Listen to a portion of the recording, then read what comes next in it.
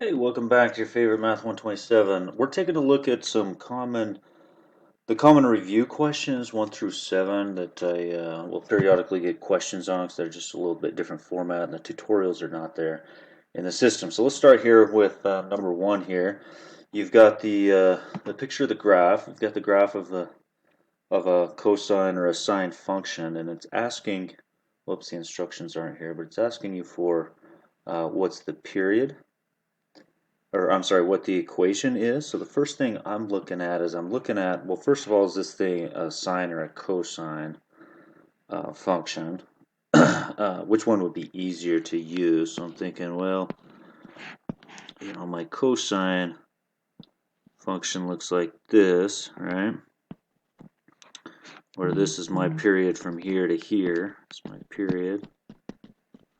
Whereas my sine function goes like this, and I like to think about my period going from there to there, right?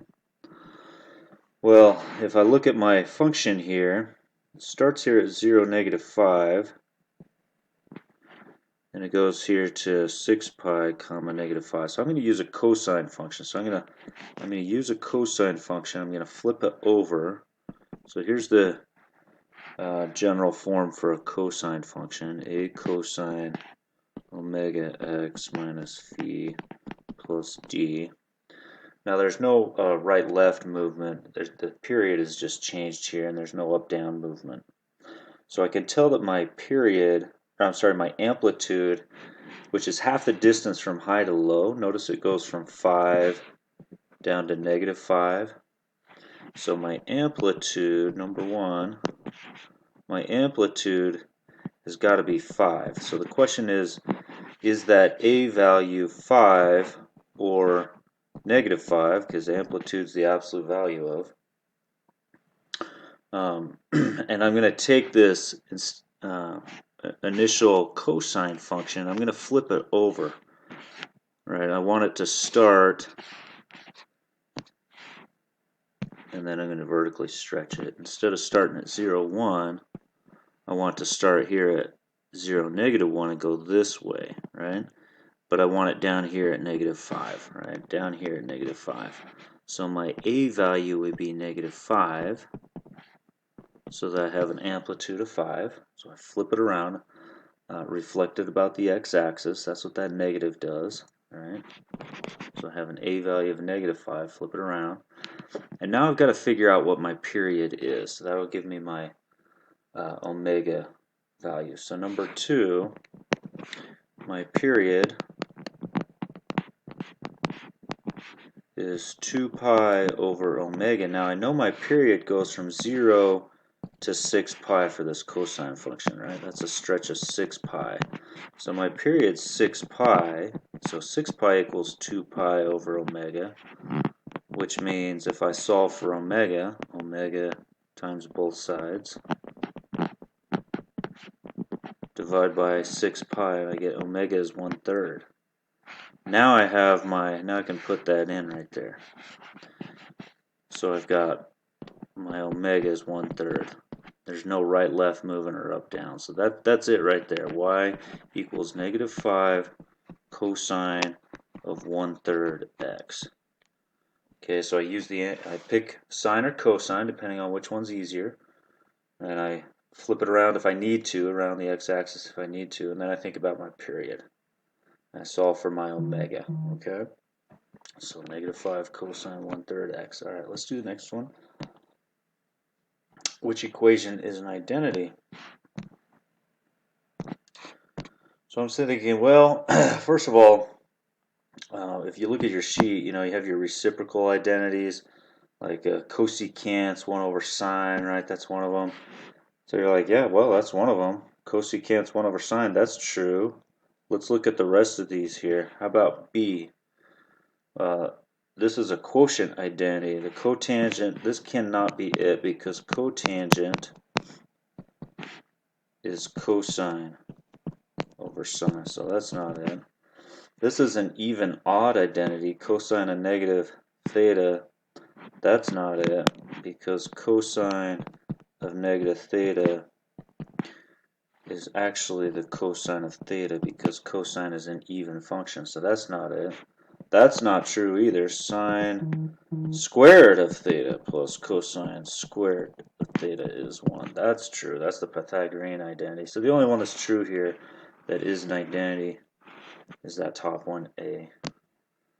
Let's keep going here. Solve the equation. Now you actually do have the helps on this one, but let's walk through this number 3 here. Cosine of 3 theta equals 1. Notice that we're only looking between 0 and 2 pi. So the way I'm thinking about this is I'm like, well, here's what I have given. So the question is cosine of what is 1? Well, we know the cosine of 0, right? If I don't rotate, I know the cosine of 0 is 1. That's true. I also know if I go around once, I know the cosine of 2 pi is also 1. I could go around twice, right? All of these are true. 6 pi is 1. and so on, right? So what theta would make that true? So let's take the first one. If we have cosine of 3 theta equals 1, and we know the cosine of 0 is 1, then let's set those equal to each other. 3 theta, what theta makes that true? And solve that. Divide by 3, divide by 3. Theta is 0. Okay, there's one answer. Now let's move to the next one. Cosine 2 theta. 2 pi, I'm sorry, is 1. So I'm going to set 3 theta equal 2 pi, solve for theta. 3 theta equal 2 pi. Theta could be 2 pi thirds. So if I plug 2 pi thirds in, it's true. There's another answer. So I have 2 answers so far. Let's go to the next one. I know that the cosine of 4 pi is also 1. So I'm going to set 3 theta equal to 4 pi and solve for theta.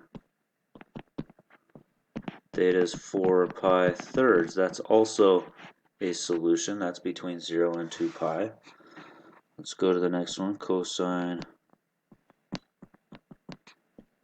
of 6 pi is also 1. So I'm going to set 3 theta equals 6 pi. So theta equals 2 pi. Now remember, it has to be in this interval from 0 to 2 pi. From 0 to 2 pi. Right? That's right on 2 pi. But it's a parenthesis. It cannot include 2 pi. So we're not going to go any bigger than that. So all our answers are 0, 2 pi third, and 4 pi third. That's as far as we can go on this. Alright? Alright, looks like we've got an angle, another angle, or I'm sorry, an angle right here, and then an angle right there, and then the side, right? Angle, angle, side. So we're going to use law of sines here. So I'm going to go 7, so 7 over the sine of 30 degrees equals b, so I'm solving for b, over the sine of 45 degrees. Now this one, they want this in exact form. Let's go ahead and cross multiply. So b times the sine of 30 degrees equals 7 times the sine of 45 degrees. We know the sine of 30 degrees is a half. It's like I say, so put this in exact form. Here's what they want. And then, so we got b over 2 equals 7 root 2 over 2 times 2 times 2. So b ends up being 7 root 2. Okay.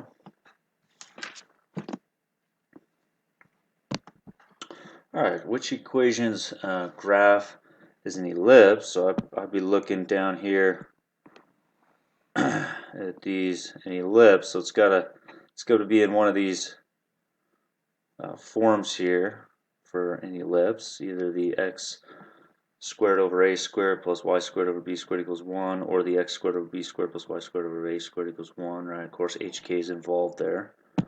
So let's go back to this. If you're not sure, if you don't recognize it right here at this point, you could go ahead and go through each of these one by one. So for the first one, 9x squared plus 25y squared equals 225. Just divide everything by 225. So we have x squared, let's see, that's 25, y plus y squared over 9. Sorry, let's see, that's 9 equals 1. You're like, hey, that's an ellipse. That's an ellipse. Let's look at these other ones. So we already know the answer, but B, notice, is x squared equals 9y, right? This is, here we've got the parabola. Right, if I look back here, I'm like, oh, that's where I've got x squared equals 4ax, or you could have y squared equals 4a. I'm sorry, I have x squared equals 4ay, or you could have y squared equals 4ax in that form, right, up here with the parabola. Okay, so that's a parabola. C, so that's not it. C, x plus 25y equals 225. You know, that's a line. Ax plus by equals c. In fact, you could solve for y. Maybe it'd be easier to see it if you solve for y.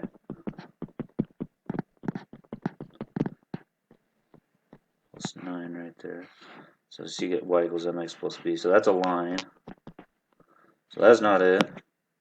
And finally, D, 9x squared minus 25y squared equals 225. Divide everything by 225. Looks like this is a hyperbola. So that's not it either. Alright, let's keep moving here. Now this one, we've got a dot product. So 6 and 7 are kind of curveballs, but we didn't spend a whole lot of time on theirs. But here's the definition of the dot product. It's really not that big a deal to multiply two vectors. So here's your definition. It says right here. So this is all I'm following. It's saying if I'm multiplying vector v times vector w, I just take the components of the unit vector. Okay, so let's do this problem following that. So vector u is 3i plus 4j. Okay, so this is our a1 part. A1 is 3, b1 is 4. And then for vector v, looks like I got negative 6i minus 8j. So for vector v, this is our a2. A2 is negative 6. Our b2 is negative 8. Okay, so that's what I'm looking at. A1's 3, b1's the 4, a2's negative 6, and finally b2's that negative 8. So when I find the dot product, u times v, all I do is I take a1 times a2 plus b1 times b2. So a1 is 3, b1 is 4, a2, good grief, a2 is negative 6, sorry about that. Undo.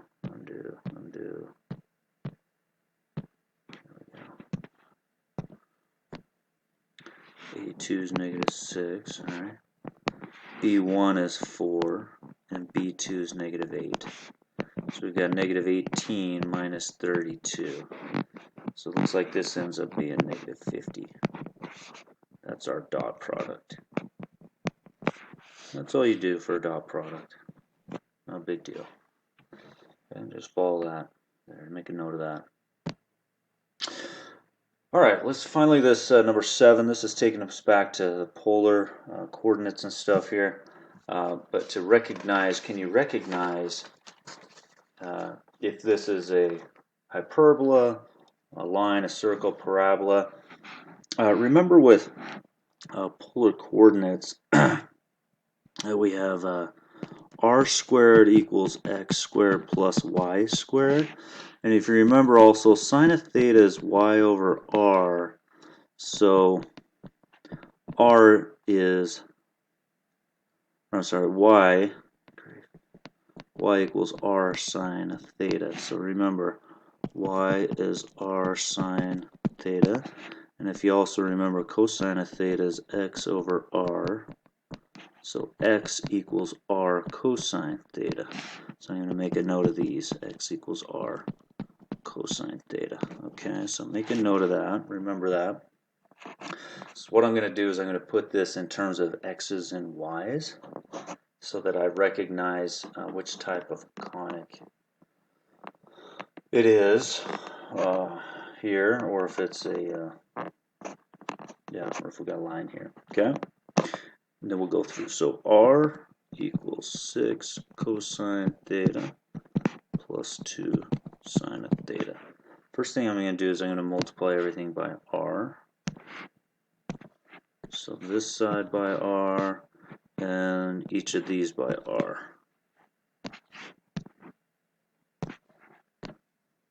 So now I've got r squared equals 6r cosine theta plus 2r sine of theta.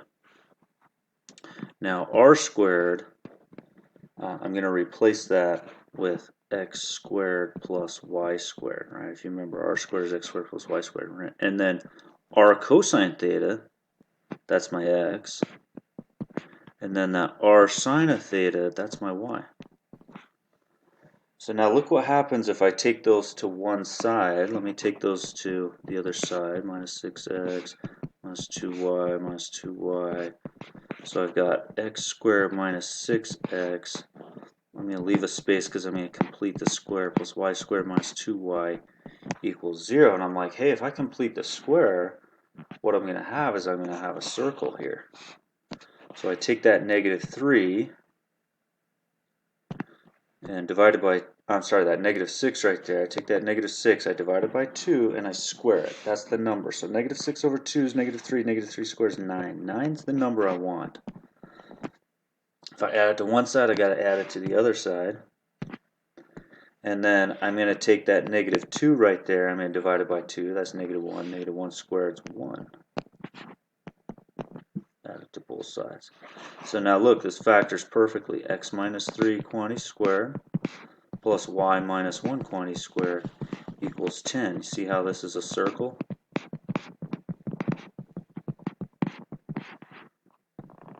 So it's a circle with a center 3, 1, and a radius that's the square root of 10. So circle is our answer on this. This is definitely a circle, okay? Now I do think it's worth going through those other ones, the line. Let me give you a quick example of each of those. If you had like a line in polar, as a polar equation, that would be like r sine of theta is 2. We know that that is y equals 2. Here's that horizontal line. That's one. That's one example. Here's another example of a line.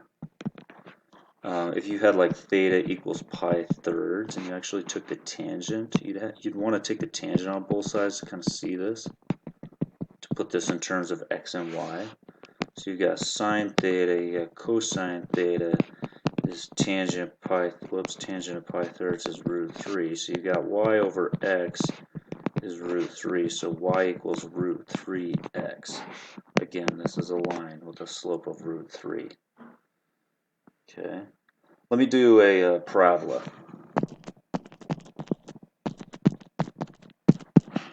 Parabola would be like r equals 1 over 3 minus 3 cosine of theta.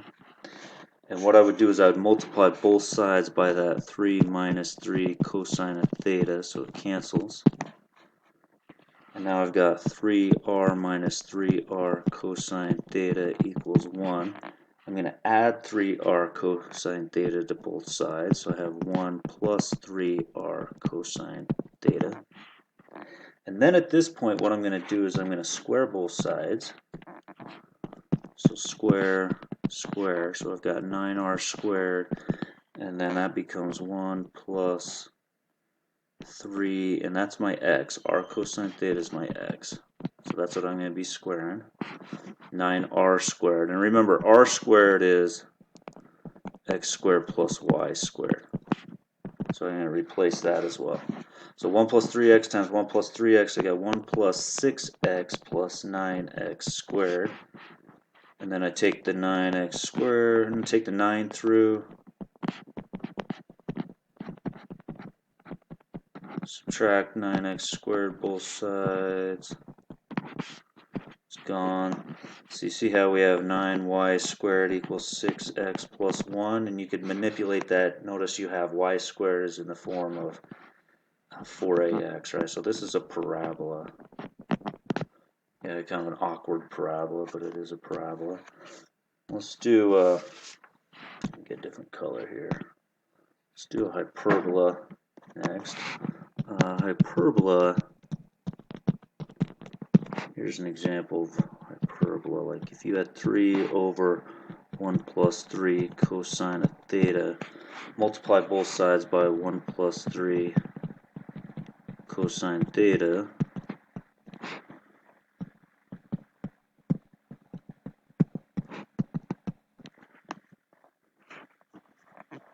and then subtract 3r cosine theta. And remember, that is x. R cosine theta is x. R sine theta is y, right? At this point, I'm going to square both sides. Square, square. So I've got r squared, which is x squared plus y squared. And then I'm going to expand 3 minus 3x. So 3 minus 3x times 3 minus 3x, I got 9 minus 18x. Let's see, plus 9x squared. Subtract 9x squared on both sides. So I've got negative 8x squared plus y squared equals 9 minus 18x. So negative 8x squared,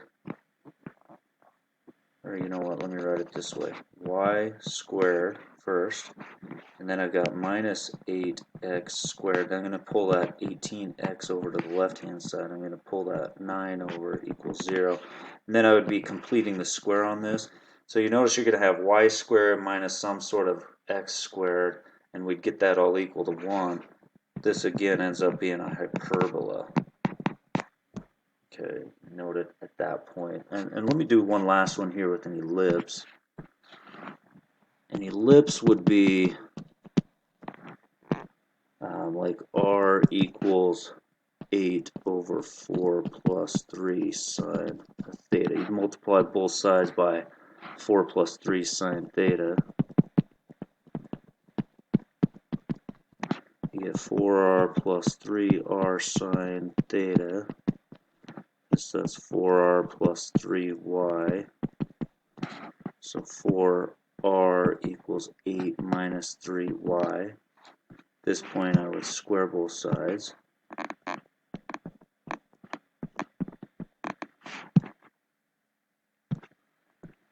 So we got 16 r squared equals 64 minus 48y plus 9y squared. Now that's x squared plus y squared equals that.